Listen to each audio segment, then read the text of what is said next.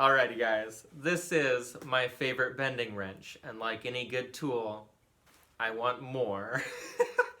But before we jump into that, let's chat a bit about what it is that makes this one special that I would want to model my next ones after this.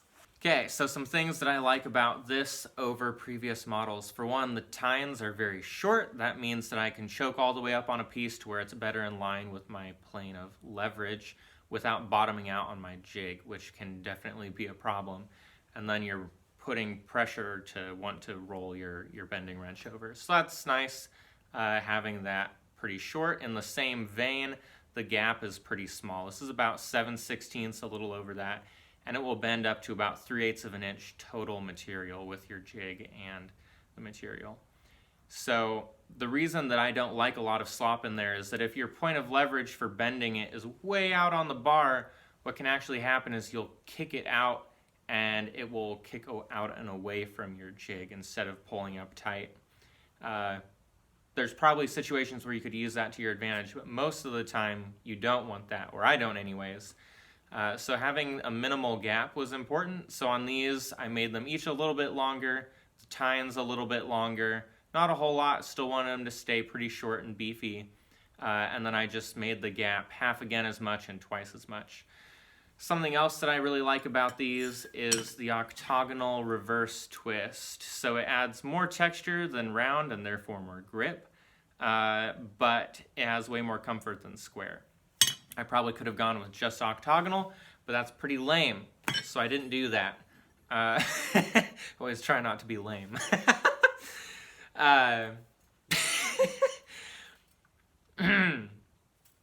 also really like the closed loops, and they're also uniform width and thickness, and that's important because whenever you're using a bending wrench, you always want some amount of width perpendicular to the shaft on the handle so that when you're bending in and out, you can also rock back and forth like that and better control your twist, especially if it starts, and usually if it starts to get out of line is when you want to do that.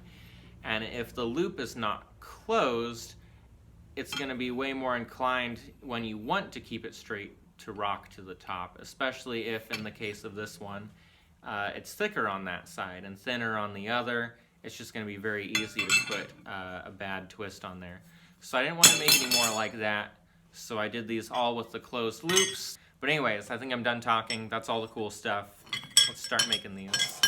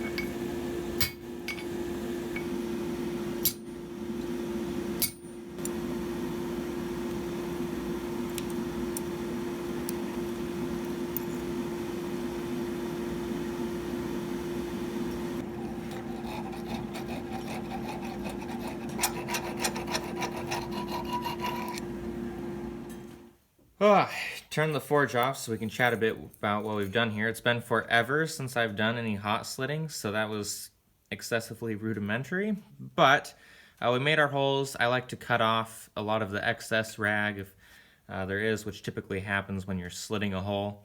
And then hot filed the rest away.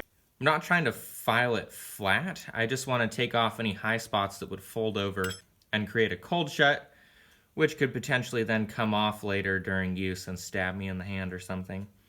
So now we are going to forge these two around, and we're going to push that little button of material on the end down into the ring with the rest of it.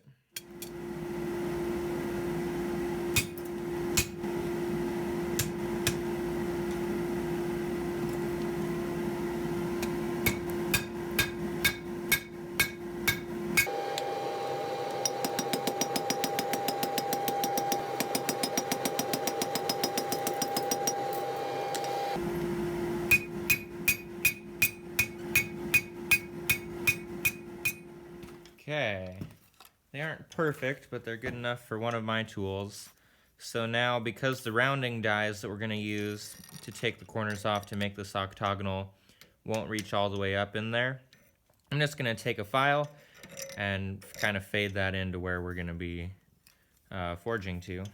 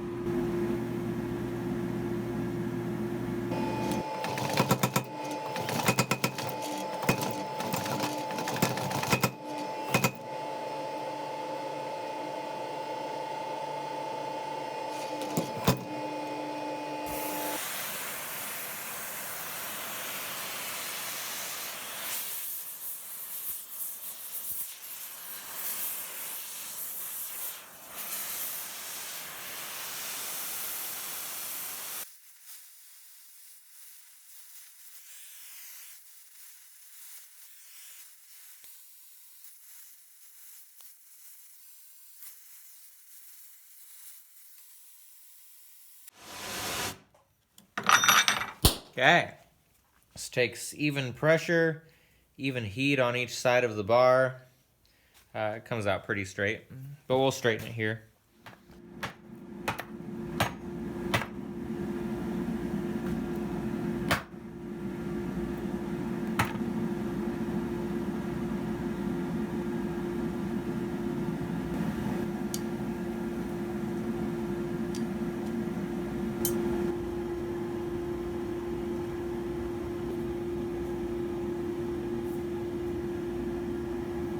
While those are annealing, we're going to go ahead and make our tines.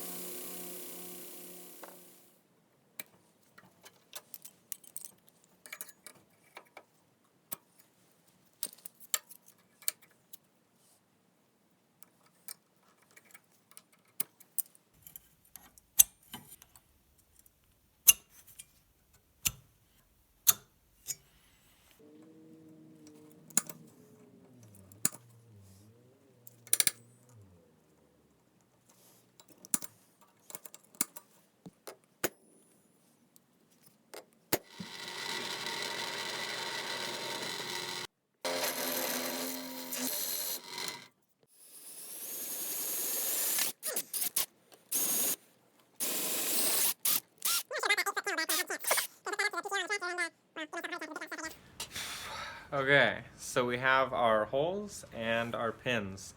Now on the first one I drilled it out to a 1/2 inch, which is what I swaged my pins to. But due to shrinking and scaling and blah blah blah, all that stuff, these are between a 64th and a 1/28th, under a 1/2 of an inch. So there's a little bit of slop in the first one, so I drilled this one 64th under a 1/2 an inch, and it is too tight. So that's what I prefer. I prefer it a little bit tight. And what we're going to do is we're just going to gently and slowly shave these down until they almost fit, and then we're just going to squish them in with a hammer. Now, since both parts are tool steel, we'll have to have a closer fit than we would if the pins were mild steel, because then they just kind of shave off the outside in some spots if they were too high. But we'll get there.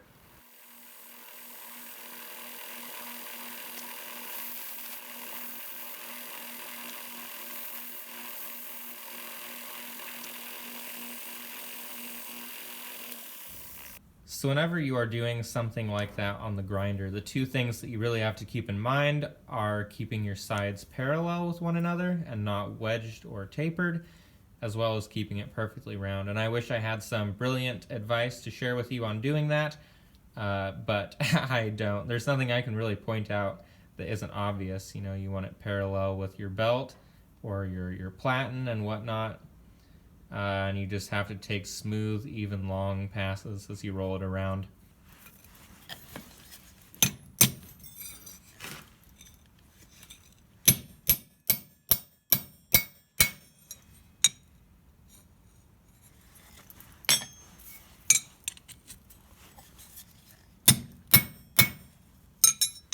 So then this one, like I said, it has a little bit too much slop, and one of them more so than the other. I think what we're going to do is take a bullnose punch, and we're going to squish around the edge there to bring that material back in to get a friction fit back.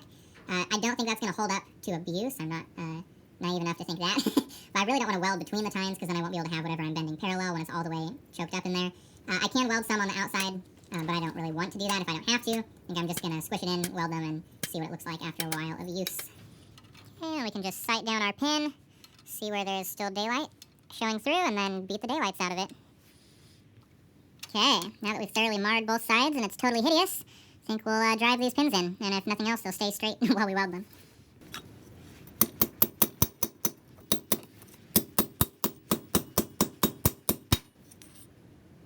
Yeah, I guess I only needed to squish one side. That was a pretty dumb oversight.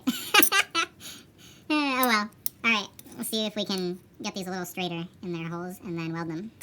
Okay, so my plan here is to use a center punch and squish the material around the edge to push it the direction that it needs to tilt in order to be more straight. Okay, the first step in any such endeavor is to get a little preheat. So we'll do that, and then we'll...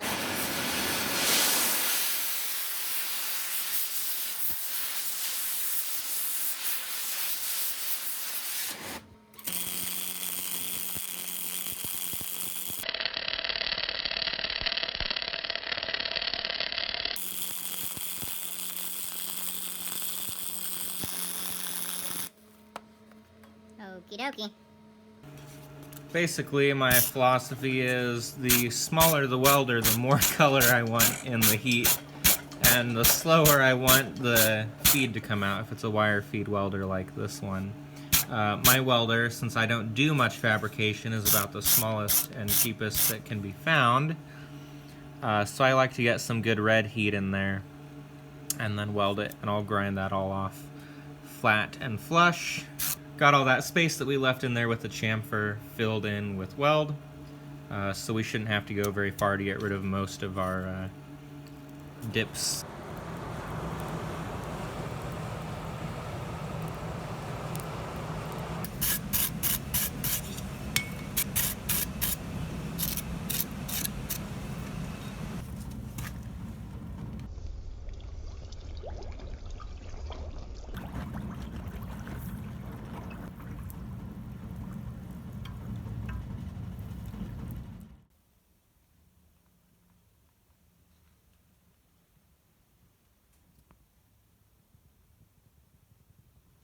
And there you have it, easy peasy.